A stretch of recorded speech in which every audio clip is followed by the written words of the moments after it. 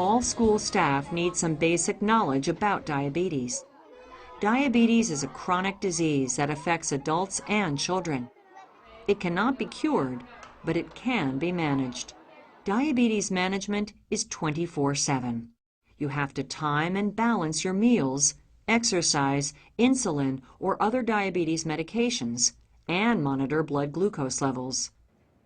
Generally, food, stress, illness, or injury can cause blood glucose levels to go up.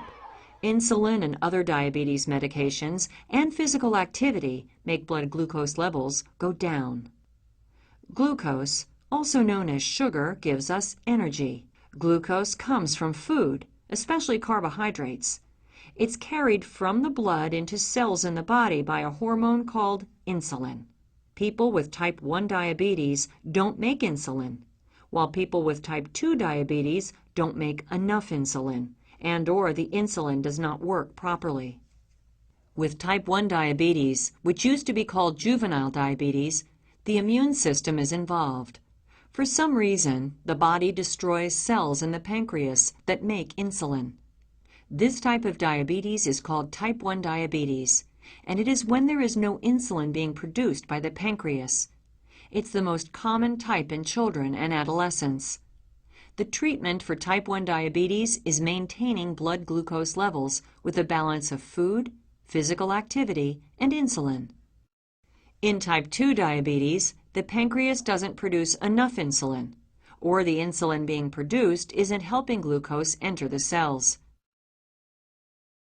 Type 2 used to be referred to as adult-onset diabetes, but is increasingly being seen in younger people. Inactivity and being overweight are risk factors for type 2 diabetes, so exercise and good nutrition are important to prevent and treat type 2 diabetes in youth. Sometimes oral medications, insulin, or other injectable medications are also required.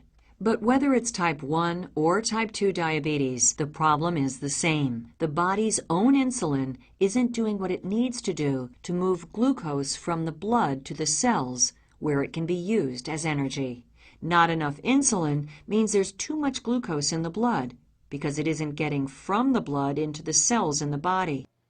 This is known as hyperglycemia or high blood glucose. Too much insulin can cause the opposite problem, hypoglycemia, or low blood glucose. Diabetes management is all about keeping blood glucose levels in a safe range. Not too high, but not too low either. This means having access to the necessary tools, like a blood glucose meter, insulin, food, glucagon, and sometimes other diabetes medications, and to the school nurse and school diabetes team, which can include teachers, the principal, school secretary, cafeteria workers, and others, in order to maintain the proper balance. For the student's diabetes needs, a plan should be documented in the student's diabetes medical management plan, which includes physician's orders for the student in the school setting and other written care plans, and distributed to the school diabetes team. Diabetes can be serious in the short term if blood glucose levels become too low. Over the long term, high blood glucose levels can lead to complications like heart disease, stroke, blindness, amputation, and kidney failure. This is why good care is important. While diabetes is serious and does require 24/7 care, there's no need to be frightened or intimidated. The needs of the student can be safely and easily met when the school diabetes team has been properly trained and works together.